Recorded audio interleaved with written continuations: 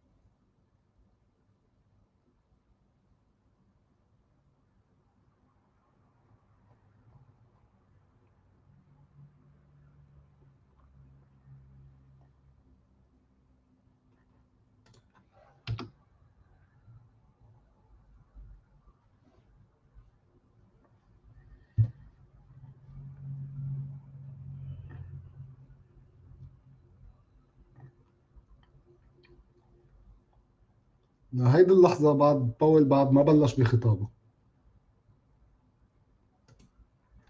فهات لنلقي نظرة على الأسواق لكن بلش الخطاب.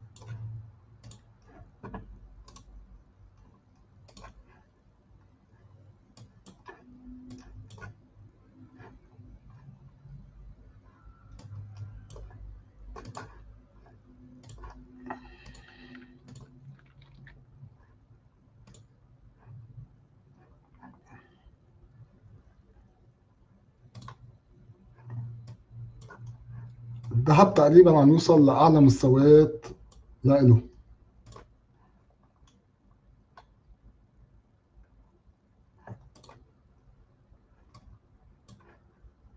حاليا هو على 2071، وهودي هن أعلى مستويات وصل للذهب.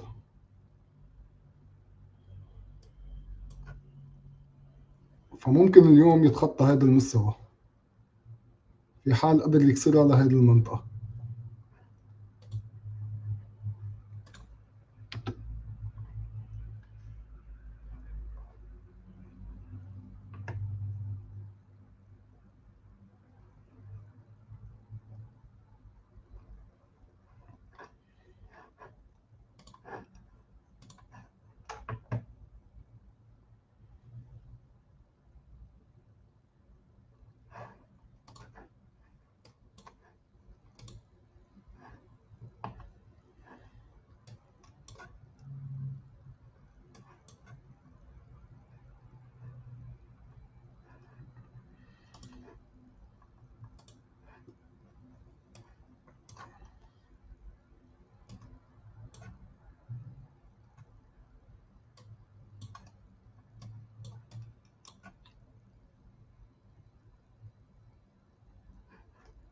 واليورو تقريبا رد من سبورت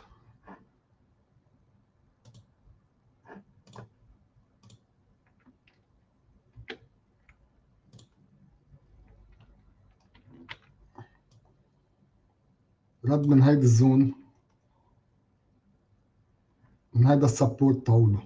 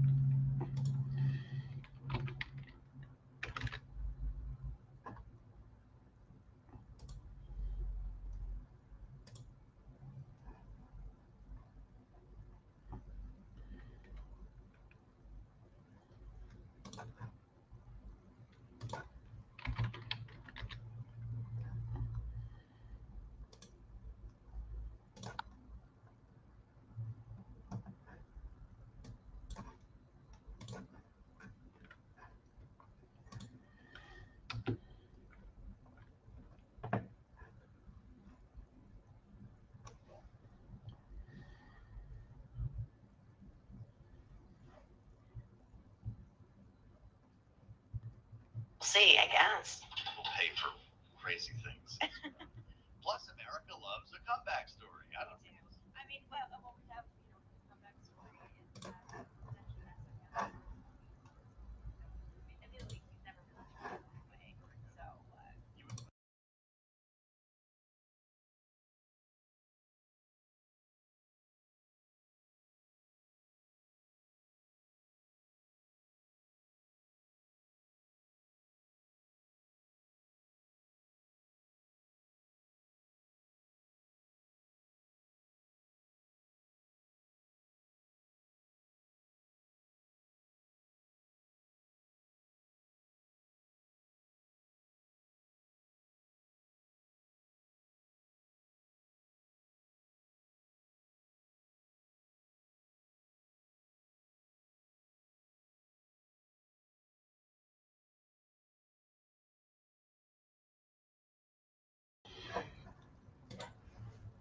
لهيدي اللحظة بعد ما في شي عن الخطاب.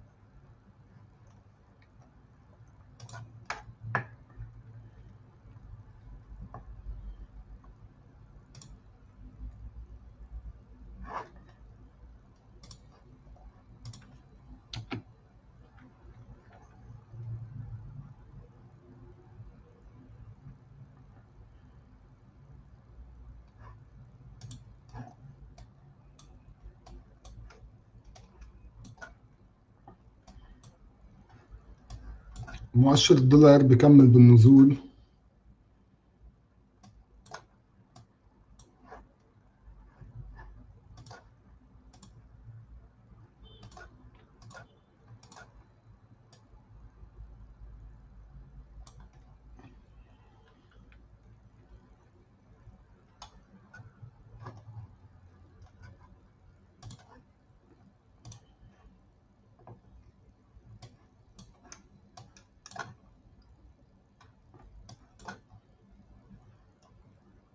بعد ما شفنا امبارح كانت خضرة كتير كبيرة، كانت عبارة عن تريحة،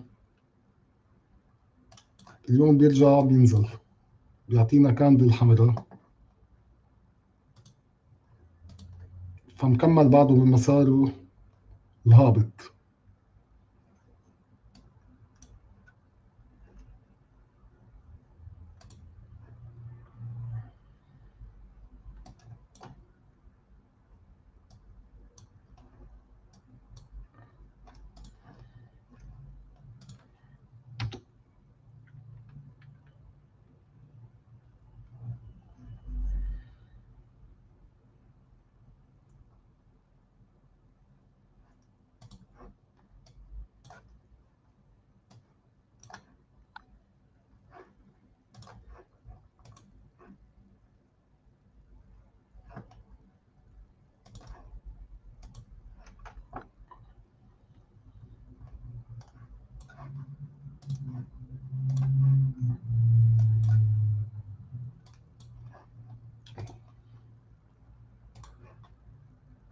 هيدي الشانل اللي كنا راسمينها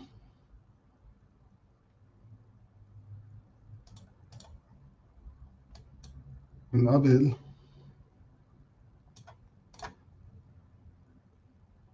عم يعمل لها بريك لهيدي الشانل.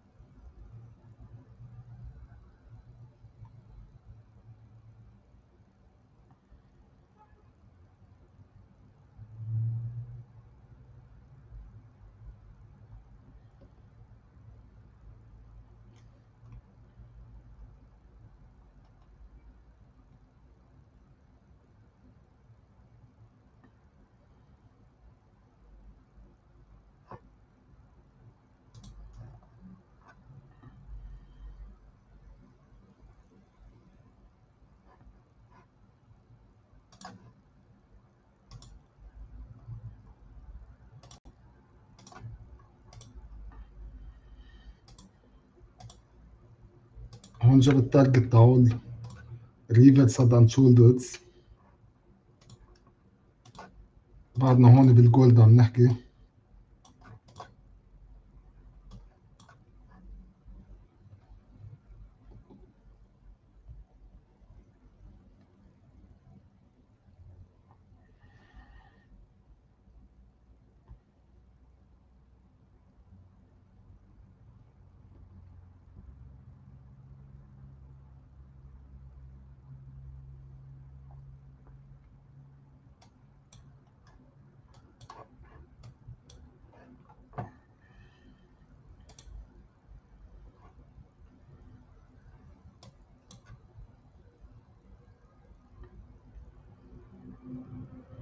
هذه كاندل ويكلي لليورو دولار، مثل ما شايفين هون انه رد عن الموفينج افريج 200، رجع رد من الموفينج افريج 100، حاليا هو بيناتهم.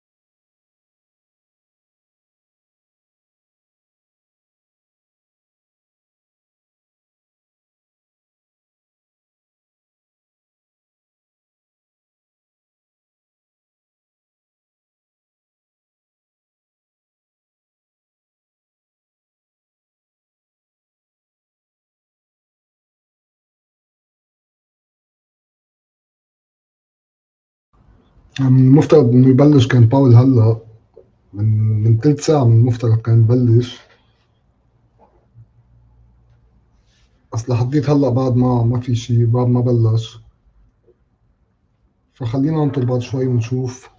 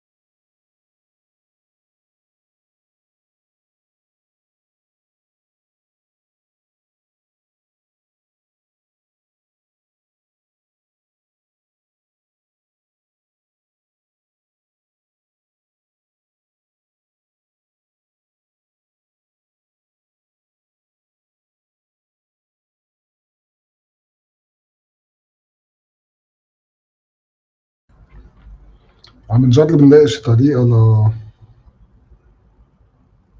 لنشوف السبيتش لنحضره، بس ما لحديت هلا على يوتيوب ما في شي مبين.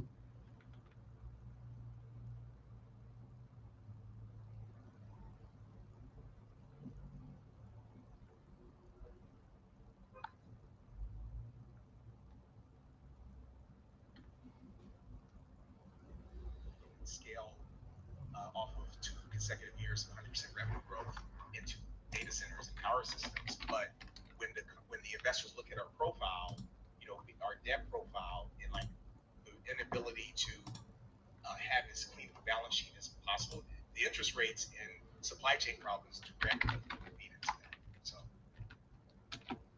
Fantastic. On this idea of raising dollars. Well, first I'll say you can't say nanotubes, carbon nanotubes without sounding wonky. That's impossible. That's impossible.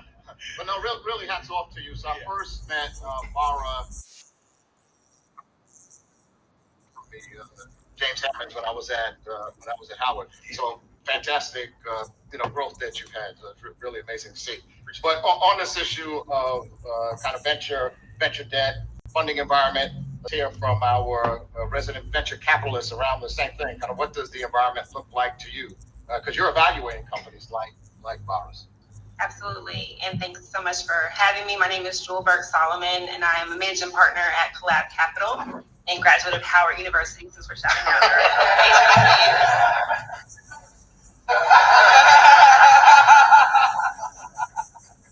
I'll take that since we're here on television.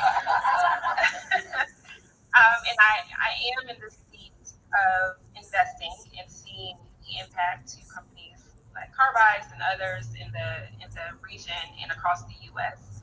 And what we've seen is that there was this really interesting period, 2020, 2021, particularly for Black founders, where it's always been very difficult for Black founders to raise venture capital. It became a little bit less difficult in 2020 and 2021 as a result of course, we know a lot of things that happened during that period. And what we've seen over the last 2 years is a steady decline back to how things were post 2020. And that creates a lot of challenges for entrepreneurs. And when you layer that on top of high interest rates, higher cost of capital on the debt side, and what's happening in the venture space where investors are pulling back across the board, not investing in new companies, really holding reserves for their current portfolios, that creates a lot of problems for new stage entrepreneurs. And so that's something that keeps us up at night. And also from the standpoint of funds that were developed. My fund we started in 2019, closed the first fund in 2021, and our vintage of funds is also experiencing a challenge as we go out to raise our next fund and next set of capital. And so it's sort of a staggered effect where we are focused on investing in great entrepreneurs, Black entrepreneurs in particular, but we also are strapped and challenged as it relates to how do we get that capital to be able to reinvest in these companies. And so, yes, there's a lot of interesting challenges that we find ourselves in, and certainly exacerbated by the current environment. Really helpful. On this issue of financing and funding, so you kind of alluded to it. There was the Crunchbase article that mentioned over quarter three, 0.13% of venture capital went to Black entrepreneurs. That's like an order of magnitude decline. So it went from low to essentially no investment in Black startups, which is troubling, very troubling. But a lot of maybe I'll turn to you and talk a little bit about kind of how you view financing your company. I know you had some interesting comments around that, and maybe not all that intersect with monetary policy, but you had some feedback around federal policy in this area, so I think it'd be interesting to hear. I'm Lonnie Johnson, right through Tuskegee University. We have a pretty good reputation too. I am the founder of Johnson Research and Development, which is an inventor company. I am an inventor.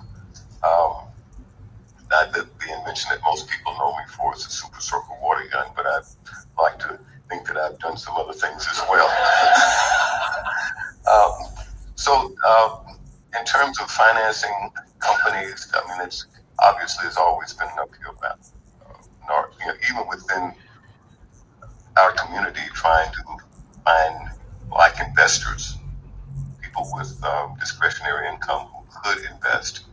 Generally, they're going to be conservative because they are risk averse. I'm sure that their success did not come without a lot of hardship and difficulty and setbacks. So, the idea of having free cash that one could roll the dice with and really feel comfortable doing it's a very constrained situation. So the risk is a challenge. Fortunately, with my success with the water gun, I was able to finance a lot of the things that I've done since then. I'm now focused on advanced energy technology. I've invented a new engine that converts heat directly into electricity efficiently for waste heat and low temperature heat, and also advanced battery technology. A few years ago, I realized that solid state batteries would be the next big thing beyond lithium ion. So I started developing solid state battery technology with the strategy of leapfrogging lithium ion, because at that time everybody was excited about lithium ion. That's working out. We've launched and spun out the engine company. We raised about $33 million for that company. It's separate. In fact, we're neighbors with in the same facility. Um, the battery company we're in the process of raising money for that. Also, it's been spun out as a separate company. But the challenge we face is raising money and getting people to take the risk. Even with federal resources, those monies that have been allocated to help companies start up, particularly focused for minority companies, the people who are managing those funds, and generally in an effort to be fiscally responsible, they're looking for track records. They're looking for success. So if you have a new idea and you want to launch a company and you don't have revenue, that's an uphill climb. Uh, Venture capital investors also look for track records. They look for success. A lot of times, even they look for some collateral, another, something more than just an idea. So what I've been able to do with past income is just continue to research and continue to invent.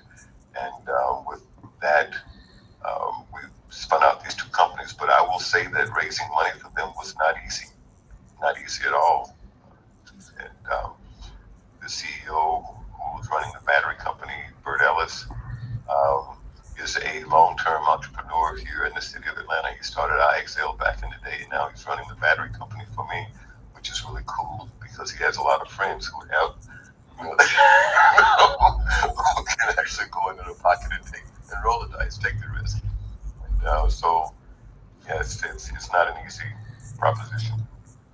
I think it's humbling hearing you, somebody who's seen success. Everybody kind of universally knows the super soaker. So I think that's one element. Second element is quite a bit of subsidies in clean energy. Again, so you think it would help, and you have a network of people still kind of fundraising. Black is still strong in that context. Absolutely, extremely difficult. So I wish, like, when I hear about courses in entrepreneurship and training and things like that, I'm like, geez, how do you do that? Because each challenge is different, each path is different, and what you really want to teach is tenacity, perseverance, because that's really the only thing that leads to success. You can bring that, and you will have an entrepreneur who ultimately will succeed. But my thing has been to come up with a really, really slick solution to a problem, and then let the performance speak for itself. If I can put something on the table that's a solid state battery that's better than any battery that's existed before, then I can maybe get somebody to say, "Wow, I want a piece of that." But you got to have something that you're, and getting that seed is an uphill battle because for this particular project, it really does involve a lot of research. Brandon, I'd like to add to that, just to the point you made. Nanotubes were the reason the nation started the National Nanotechnology Initiative. I basically, this work that we do solved the problem that the U.S. government paid us $60 million grants over 70 years to solve. Part of what we did this year is we visited about 30 members of Congress and the Senate and told them the story, and then they wrote language in the 2024 NDAA to require the Pentagon to come up with a plan to use this in their critical systems. And I say that because I've already mentioned the story about our venture debt interest rates. One of the programs that the Congress created was the China program, the Exim Bank. We export material to Europe. So many barriers to actually getting that to help us, right? Because the government got on the phone with the bank and said, this is the exact thing the program was written for, and the bank wouldn't go into the program. They wouldn't put the effort to go into the program because they didn't believe the government. In our case, they said, well, what if they don't pay? What if they back out of it? But that could have saved our fundraising effort because it would have changed the underwriting structure on the debt. Right? And here's a program, again, like the director of Adam Frost, director of the China program, sitting here on the phone with the bank to get it done. So I say that you can do a lot. You can build a school process. You can go through all these grants from DARPA to the Army to the Air Force to NSF, and then get 1640 million of venture, and then get Rich McCormick's sponsored the language, Chairman Mike Rogers, and then so many support on both sides of the aisle. But then you get down to these micro things in the policy. That's really the issue, and I think that's kind of where sometimes you don't get the benefit of the doubt. I think benefit of the doubt is the bottom line, because when someone looks at you and says, "Do I want to take the risk with this person?" All of a sudden, it's apprehension and And with policy overlaps with perception, that tends to be the challenge. So on the venture side, as you've looked at how you evaluate deals, has that had to change kind of over the course of the last couple of years? Yes, it has. And I think sitting in a seat as a quote unquote, venture capitalist, where when I first started in this space, it was, everyone talking about growth at all costs and not really caring so much about the underlying fundamentals of the business, really just we see that this can be a unicorn type business. And when we started Collab Capital, we knew that story could not be the same for Black founders. You can't go into an investor meeting and say, we don't have a business model, we're just gonna grow. That story doesn't work. And so we really wanted to build a model where we do work with entrepreneurs to figure out what is going to be that underlying business model. How can they grow in a way that is sustainable, and so that they're not overly reliant on venture capital, because what we know is that once we write that first check, there's no guarantee that the next check is coming. And so we want to make sure that these businesses have really strong business models so that they can continue to grow with or without that next round of venture capital. And that's been helpful in that 36 investments later, we still have all but one still active, even in such a challenged environment. And what it looks like to our investors is that we've been able to be disciplined even when valuations were high. We're setting a standard around the types of investments we make, what these businesses are doing, and how we help them grow. And so that's been sort of we're at first when we started, people may have been concerned about, were we thinking big enough? But we had to balance the reality of the things that we're hearing as far as what Black entrepreneurs face as they're going into market, with our objectives of getting to returns. So that's kind of been our way of approaching the problem. But I do just kind of want to underline the idea that you have people who have done everything you can possibly think of as far as checking the boxes of education, of accomplishment, of the underlying technology of what they're building, and they're still having the challenges and difficulty. And so when it comes to the founders that we're looking to back, we're looking for folks that have these accomplished resumes and all of these things, but also how do we at the same time put pressure on the system so that you don't have to be this inventor of the super soaker to be able to raise capital. You can do that even coming out of a Spelman College and just having a great idea. So those are some of the things that we're trying to balance at Collab. I'll just say you can't say even coming from Spelman College. That's good. I mean, the challenges that Jewel face create valuation compression when Black entrepreneurs work with Black funds, and I've seen this directly. So it's a wealth destroying dynamic because for them to be successful, they compress our valuation so they can sell you up afterwards, and it just goes like this. It just destroys wealth. So Allison, I don't know if you have any comments around this. Yeah, I definitely want to double down on the idea that the capital challenges are really, really impacting our communities. So the foundation is invested in over 30 funds. We're proud investors in Jules Fund. So that represents about 2,000 companies. So a lot of the funds are first-time fund managers. A lot of the companies are first-time entrepreneurs, many entrepreneurs of color. So when those entrepreneurs aren't able to continue to raise money, that then impacts the funds. And so we're seeing this, like Jules seeing this, and we're seeing it at a macro scale as well. And referencing back to the data that you mentioned, Grant, the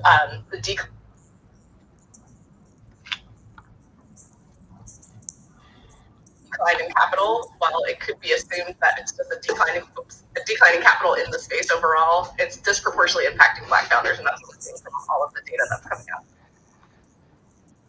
So bad situation getting worse. So I think it's one of the interesting dynamics. I mean, you look at some of the monetary policy and some of the unintended impacts it has, particularly on Black founders. I was talking to a founder today who mentioned that they were looking. So they're in the clean energy space, again, similar to you. There's subsidies and kind of really government investment in the space. But the challenges they have are that loans are so expensive and they produce product, and their margins are so thin as a small business, it becomes really difficult to assume a loan. The venture capital environment has changed. Kind of the money that was going to Black founders not going there anymore. It just creates a really challenging dynamic.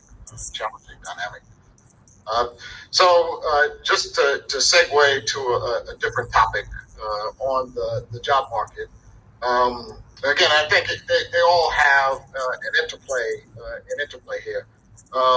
So I was reading a Wall Street Journal article that was about response to this current funding environment.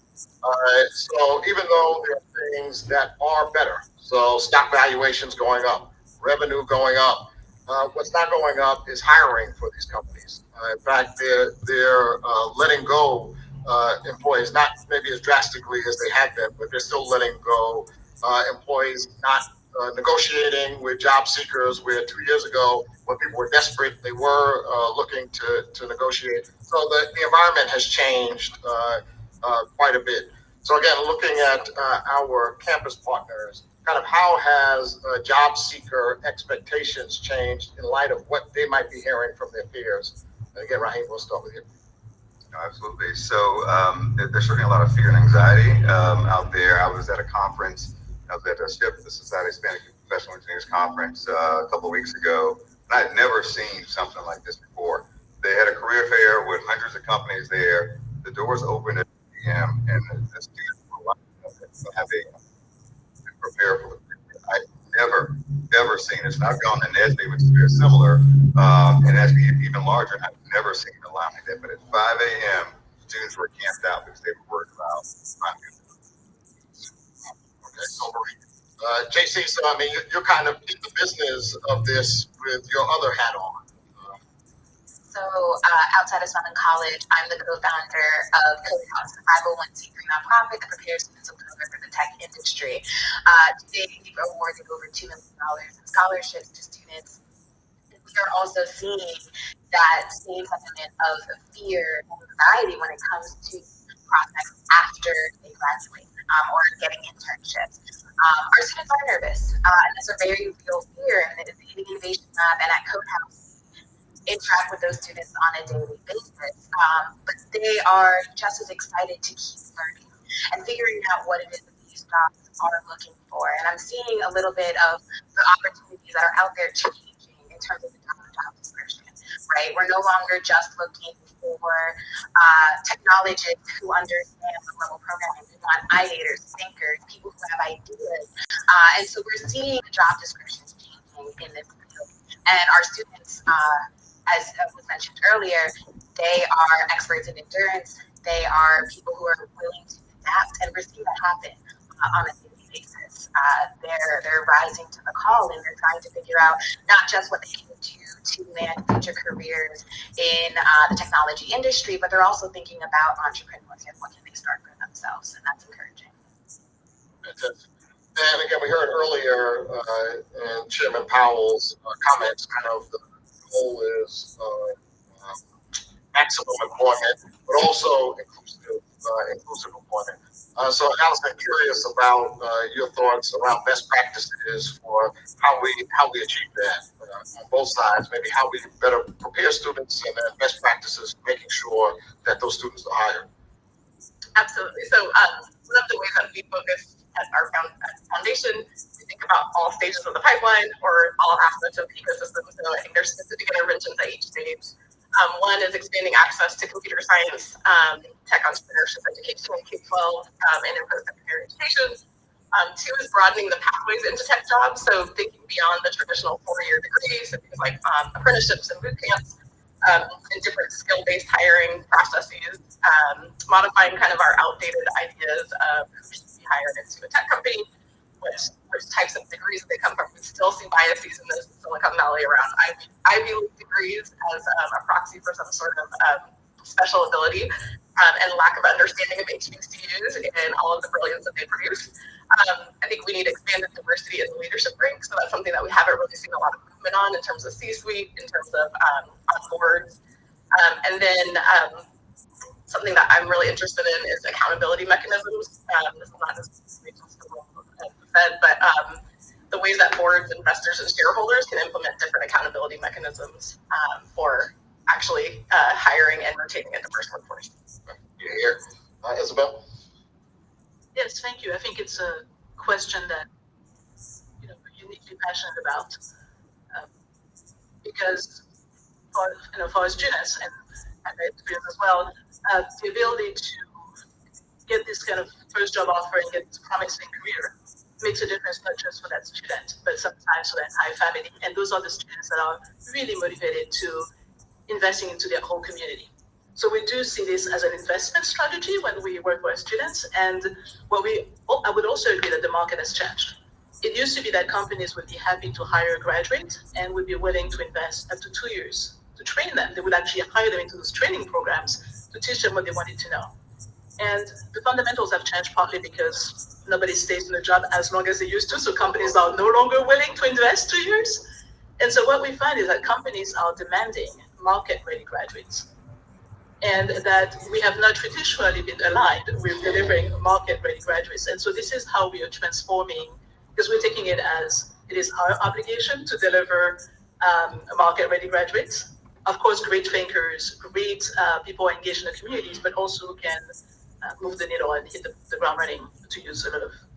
So how do we do this? Well, so a few ways. We actually partner with industry partners to actually make sure that we know what they're looking for, and that we begin to create those connections from the very beginning. So we help them create the network that will help place them and will help them grow.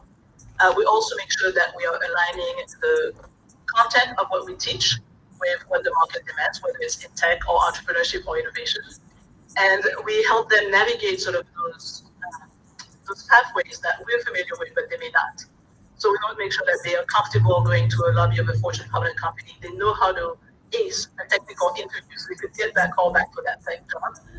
We place them in internships so that they can acquire the career DNA that actually complements their degree. Because we actually find that, especially in tech, companies are more interested in what your tech portfolio is than which school you graduate from. And then last but not least, we help them not just acquire a good job, which is the first beyond college, but we help them get into those tech careers where they will get the jobs that will pay them to continue to learn.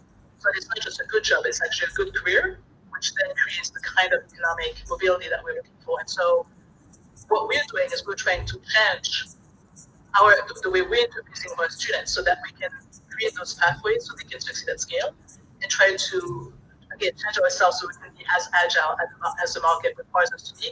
But what we find is the market is responding and students are actually learning it. I can't think about kind of student experiences without thinking about the stuff you do in the Innovation Lab and also Code House. I don't know if there's other things you want to share beyond what you shared before. So it's a slightly different question about best practices, kind of how you engage students. Yeah, so with some innovation, I didn't want to respond. No, you're fine. Okay, so with the Sound Innovation Lab, we're trying to focus on getting students to translate any idea into reality. So the way I like to describe the Innovation Lab is if you have an idea, you can make it possible. And so we do that in a number of different ways. Of course, we have a membership program where students will get paid to go ahead and prototype a video game or prototype a business for a year.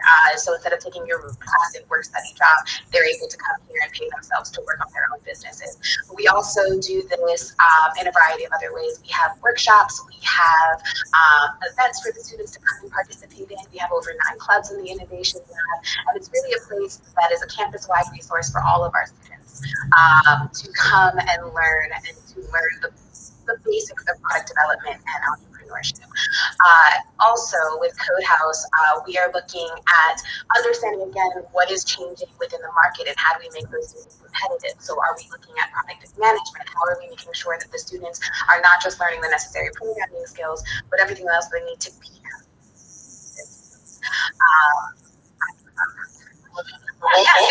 All good. But you've been incredibly helpful. Last semester, you guys had the game jam, so I'm very familiar with hackathons. Had colleagues come from Harvard. They were incredibly impressed by what you put together for the game jam. Again, thinking about the experience, the resource, and the connectivity to kind of professional game designers, right? All those things came together in that game jam. So, really, really impressive. All right, so for the last question, what I want to do is focus a little bit on Atlanta even more specifically.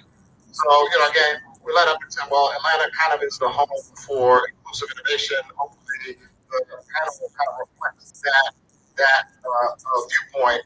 And I see Johnny Beaver sitting out there, and it's been an intentional effort for the mayor's office to really do a better job of connecting elements in the ecosystem, whether we're talking about universities and colleges, the accelerators, the funders, the entrepreneurs themselves, making sure there's more intention around that. So this question is for all panelists. So we're just kind of round robin it. So how do you see the role of technology companies and tech entrepreneurship in shaping the future of the local economy here? And what impact do you expect from that continued growth and focus on innovation? So we'll start here and we'll kind of round robin.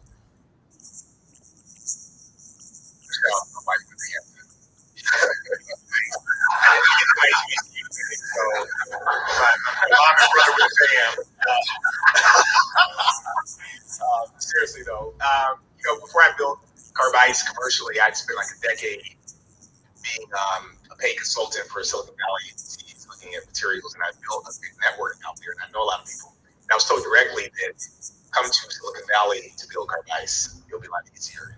Some people said we can't fund you because you're not in our backyard, and I intentionally chose to be in Atlanta because what Atlanta needs in this ecosystem, we have brilliant students, Spelman, Morehouse, Georgia Tech, Georgia State. We have an infrastructure of manufacturing around this state that's wonderful, but we need winners because we will stop the top level problem, the LP problem, valuation compression is big money. Right? And the only way you get big money is you get big winners. So that's what I'm building. That's why I've been doing this so long, is that I think that's what we have to contribute, right? And we were anchored in Hawaii, and Alani moved in next door to us. We're building infrastructure of industrial manufacturing, which is important to be able to get it big. But I think it's so important. I think that you need to be able to create jobs across the education spectrum. You just can't hire PhDs. You need to hire people with GEDs. And I think when you create new manufacturing companies, you create that spectrum, and you create the ability to put the type of capital the ecosystem is needed. Yeah, I'll just kind of add to what Bar said. I think he summed it up quite well. In terms of winners, what we had an analysis done by one of the consulting firms, and Donnie has already seen this report. And I think at least the consensus is that we really need to scale as a region to about 1,000 companies, right? And that's not something that Georgia Tech can do, has interest in doing. It's something that we have to do in partnership with Spelman and Morehouse and Georgia State and everything. So we absolutely have to do that. And once you have 1,000 plus companies, you're getting a couple of unicorns and you're attracting all the big money for them to be here permanently. And so that's what we want to be aggressive in doing. I'm going to talk to Isabel and JC actually to make sure that we are connected in terms of universities, but we got to scale and we got to get past just a few hundred a year inside the city. I think it's been hit on a little bit, but I want to underscore the importance of connection and collaboration here in Atlanta.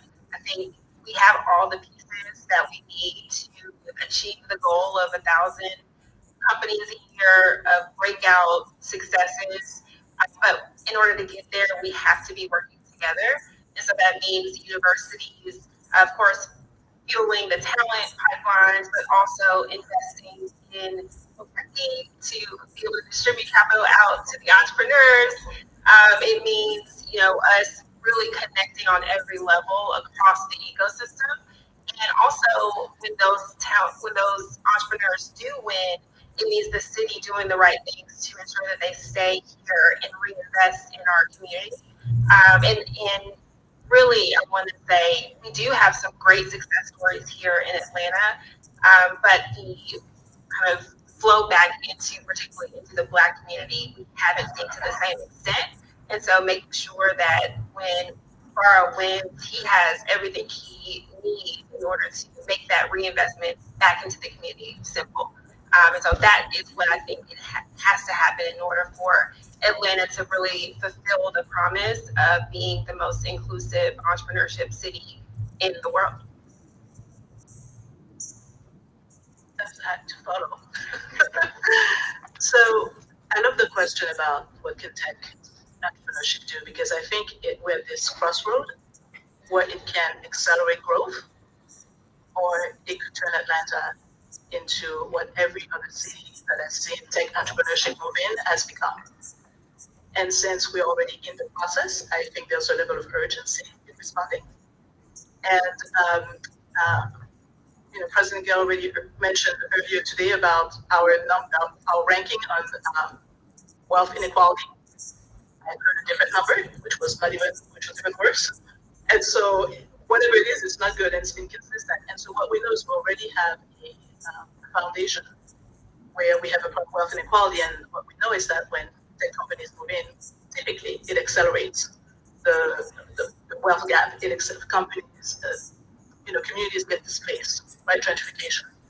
And yes, the gap in employment is part of the story, because they say, well, we need qualified tech workers and we don't have them, so we have to import them. And therefore, the people who actually get the jobs that pay are the people in the community, but they actually sell their homes, and before if they can't afford their homes, it gets in a cycle. And so the problem is doing nothing will actually turn Atlanta into what every other city that has got this cycle is. So I think the first thing I want to say is I feel a sense of urgency and I feel a sense of collective responsibility that we cannot do nothing. That's the first one.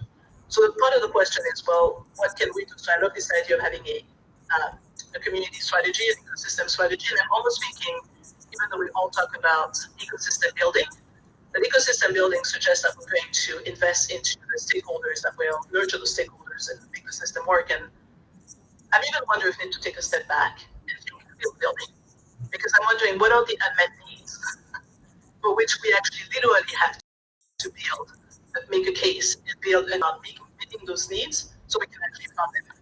I wonder if we have a data gap, because when I think about what incredibly successful entrepreneurs of color have to do in order to get to funding, to become the few that we can talk to, I'm beginning to think that the data that we have about who's successful does not actually reflect the capabilities of our community or the needs of our community. But it really reflects the few that have been able to share real and divine intervention make it through to the successful level that we can measure success. So I think we need to think about how we measure success. And we need, because I think the sort of pattern matching that's happening. So in the code of silence of this room, I'm going to mention the CWD, right? I have a very good friend who's an angel investor in Atlanta who keeps telling me that if an entrepreneur of color wants to get funding, he needs a CWD, the company that's my first as a fraud, to actually get money. I know it's not politically correct to say it. So I'm not crazy.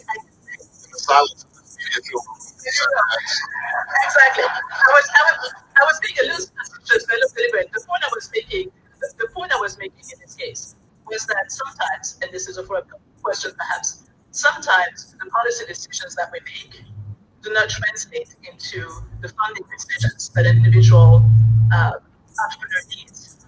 But this is the kind of this is the type of situation that we need to scale on to have the level of success that we're talking about.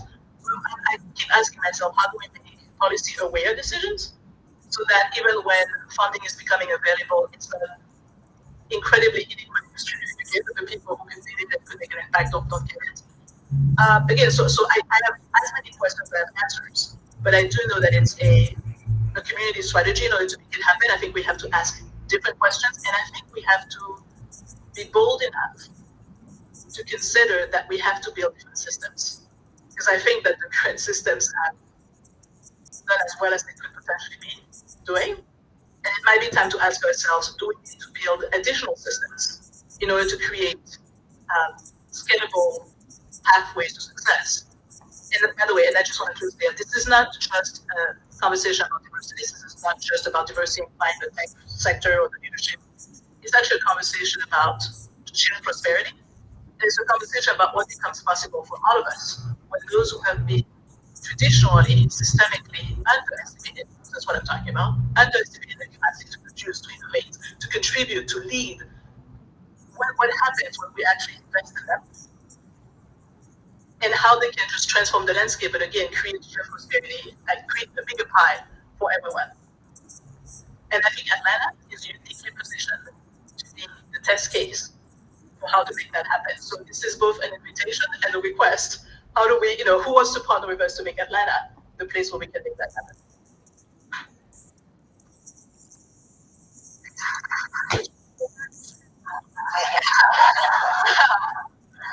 I am very encouraged with what I've seen in the past few years, the ecosystem that is growing, the ecosystem that is getting connected. To echo previous sentiments, I do think when we talk about tech entrepreneurship, we do need to diversify the seats that are at the table, whether it's at leadership or at entry-level positions.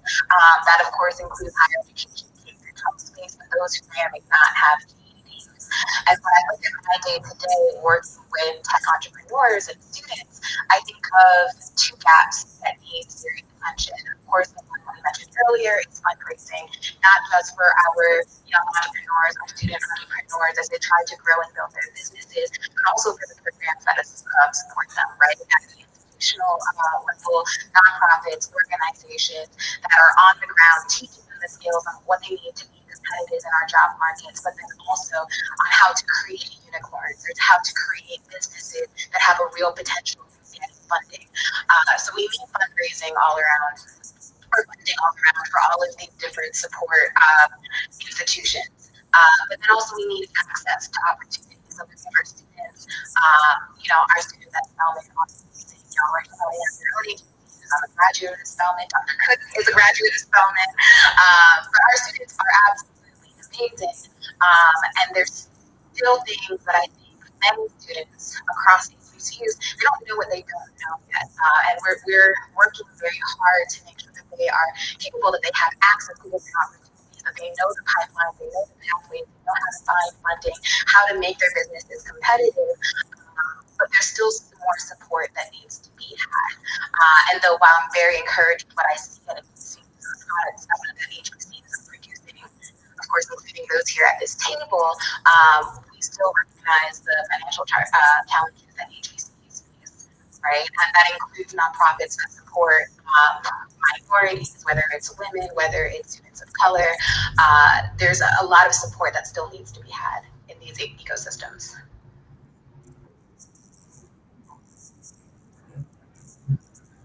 sometimes I think, I should have started my career as an entrepreneur, but I had a great experience as a Air Force officer and master scientist engineer. When I left that profession and became an entrepreneur, I had a lot to learn about business, uphill climb. But I decided I wanted to be aggressive and do some things really out of the box that made a difference. I settled here in Atlanta for the same reason that Baratandi did, because I wanted to have an impact here in Atlanta, where, within my community. And I also wanted to be not a Me Too type business. I wanted to start to do some things that would make a difference. So the battery company, for example, that I just launched, selling for solid state batteries that they think beyond lithium ion. There's another company called QuantumScape.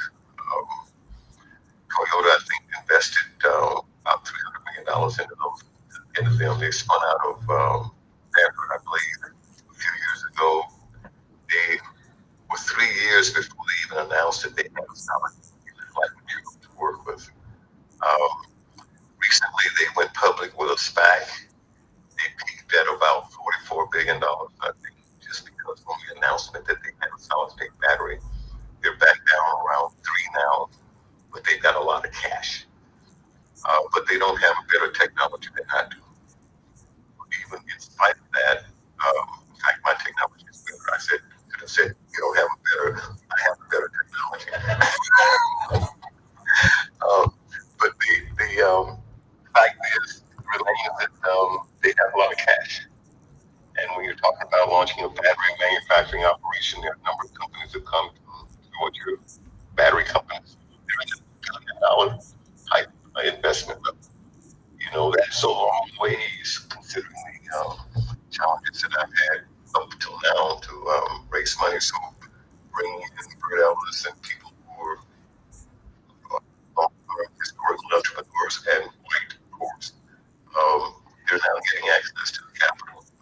We're starting to roll out. Things are moving forward. I'm excited. But it really is a challenge. I think that Atlanta has a very powerful ecosystem in its education institutions, as well as the desire among Black entrepreneurs to really be successful. And I think that with that drive, we will continue to push forward with determination. The policy decisions and translating that policy into actual funding decisions, that is an uphill battle. The federal government has announced and has really put a lot of effort into renewable energy technology. Somebody's getting all that money. I'm still waiting to try to get, even though we have cutting edge technology, but doing the proposals, going through the process. Again, it's a learning process, and you pay your dues to get a seat at the table, but it is an uphill challenge. So I remain very optimistic that with our determination and with the institutions that we have that are really cranking out very, very highly prepared students and budding entrepreneurs, Atlanta will continue to grow and prosper. But it is an uphill battle. Brilliant comments by my colleagues. I don't know that I have all of that much to offer to close, but just from an external perspective, we're obviously based in Oakland, but we saw the potential in Atlanta probably 5+ years ago. And I think to Isabel's point, I think there's so much potential and opportunity. Love the idea of increased collaboration and ecosystem building. I know the mayor's office has been leading the charge on. If there's a shared vision, I think that can also help the ideas around like capital. How do we get more capital into the city, and not just capital into the city that's going into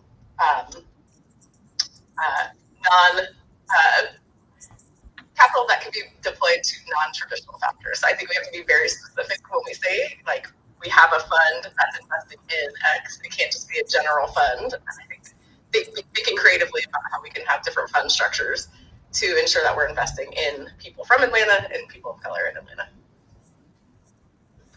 Right. Any comments from our esteemed panelists? I'm glad you asked. As a person who's been researching before I got to the Federal Reserve economics of innovation for 22 years, I have a lot to say. But I won't belabor the point here. First of all, I want to thank you all for what you're doing for the ecosystem and for the economy. I am grateful for anything that helps us meet our dual mandate of maximum employment and stable prices. I would also like to thank specifically Lonnie Johnson. Lonnie was the first inventor I interviewed for my research when I pivoted to the economics of innovation in 2002 when I was a postdoc at Stanford. Thank you so much for your generosity. Yeah, that was me. That's what I was tracking you down. Being here. So I am very grateful and very grateful to the Caper Center, which I cite extensively for your work in this area, your longstanding work in this area. I would also like to say something about what you all were saying about what it takes for Black founders to get access to research. So this is a large access to funding. This is a large part of my research I just had. I'm not plugging it because I'm at the Federal Reserve, so I'm not there publishing things. I'm just saying it just came out and was just accepted at the Journal of Finance. But it's not just Ivies. It's elite institutions, elite firms, say Google tech firms. These are filters that are being used. What we find is that it is even more productive to use actually meritorious criteria like an NSF grant, an SBIR, or an STTR. So, and these are various grants that are available through the U.S. government, and they actually have meritorious criteria, not just one space, possibly based on. I know I have to be careful, Julie. I have to be really careful here, but I'm saying that if there is a way to get, this is for VC funding, ways to get VCs to focus more on those elements that are more equitable, that are designed to be more equitable. I mean, the NSF is sort of government funded, right? And you know, I think that we can think more about how this can be implemented. But I just want to say that you all's ideas are valid. We use millions of patent data. We use data sets related to entrepreneurs to validate exactly what you just said. It's not, you're not hallucinating. So we've established this systematically, and I think there's a lot more that can be done. Third, I have a question about AI. This hasn't come up. So I have recently given a speech at the NVER AI conference in Toronto about AI, about its challenges and its opportunities. I want to hear from you. How do you perceive the challenges and opportunities related to AI? And I'd like to hear it from everybody. So that means like. لكن نكتفي بهذا الحد من الاجتماع اللي صار مع جيروم باويل بأتلانتا، يلي كانوا عم بيعبروا فيه عن مدى تخوفهم من الاقتصاد، وخصوصا من ناحية الطلاب والأكاديميين، رغم انه الاقتصاد ماشي حاله، الأسهم مطلوع، المؤشرات كلياتها طلوع، في ريفينيوز، بس تخوف كبير لأنه الانemployment عم بتزيد،